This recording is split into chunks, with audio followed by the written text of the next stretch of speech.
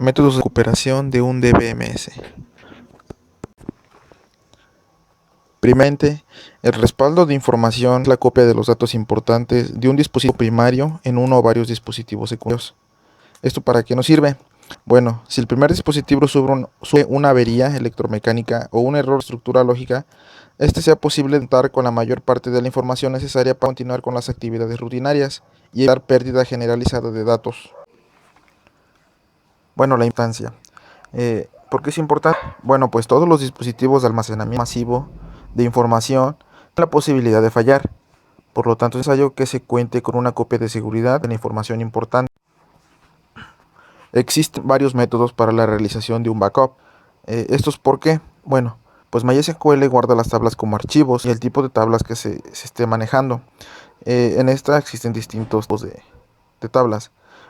El método de backup utilizado es el que funciona con el tipo de tabla correspondiente. Existen esos métodos de respaldo. Bueno, el primero, el manual. El usuario copia directamente los archivos a respaldar. El segundo es por medio de comandos o por medio de explorador de archivos. En este caso, su respectivo sistema operativo. El siguiente es por medio de una aplicación, que permite la creación de la copia al momento y con los datos existentes hasta ese momento. Regularmente los datos se almacenan en forma de archivos comprimidos para ahorrar espacio. Ejemplo, Microsoft copia de seguridad. Automático, por medio de una aplicación especializada. El usuario programa los archivos a guardar y este respaldo se va realizando en tiempo real, el cual es simultáneamente, conforme se van registrando cambios en los archivos. Elementos y frecuencia de respaldo. Los medios a utilizar dependerán del tipo de computadora, cantidad de información a almacenar, tiempo disponible para realizar el respaldo, costos y obviamente de la tecnología disponible al momento. No toda la información se actualiza con la misma frecuencia. Hay información que puede durar años sin ser modificada y otra que se actualice constantemente todos los días. Es importante definir qué información se actualiza y en qué momento para hacer una política de respaldo más eficiente.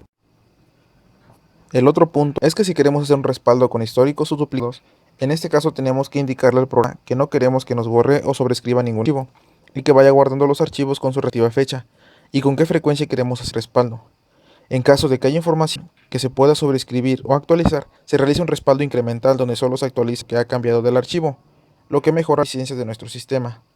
Esto realmente va a depender del tipo de información y varía de empresa a empresa, pero es algo importante que tengamos que tomar en cuenta que toda la información no es igual. Comandos para respaldo de datos. Para hacer un respaldo de una base de datos MySQL desde nuestro consola o mediante comando shell, podemos usar el comando MySQL dump, como lo ejemplificamos en la siguiente liga. El comando es el siguiente. Escribimos MySQL dump -u, posteriormente el usuario sin comillas, -p, posterior a esto va la contraseña igual sin comillas, posteriormente a esto va el nombre de la base de datos y el nombre del respaldo con la extensión .sql. Para respaldar o restar una base de datos remota, usamos los mismos comandos que de manera local, con la única diferencia de agregar la opción "-h", con la cual especificaremos el nombre o dirección de host en donde se encuentra nuestra base de datos. Para respaldar usamos el mismo comando, MySQL dump -u, usuario -p, contraseña -h, que es el nombre o dirección del host. Posteriormente esto, el nombre de la base de datos, seguido del nombre del respaldo con extensión SQL. Para restaurar usamos el siguiente comando, que es MySQL -nu, usuario-p, contraseña-h, que es el nombre o dirección del host, el de la base de datos, nombre del respaldo con extensión SQL. La recuperación de una base de datos es el restablecimiento de un estado correcto de la base de datos después de un fallo del sistema. Existen diversos métodos para la restauración de una base de datos corrupta a un estado previo libre de daños. El tipo de técnica de recuperación usado en cada situación determinada depende de varios factores. El nivel de actividad de las bases de datos. Las técnicas de recuperación son fáciles de implementar en bases de datos que se modifican con escasa frecuencia. Por contrario, resulta mucho más difícil y caro el diseño de técnicas de recuperación para bases de datos que se están actualizando continuamente.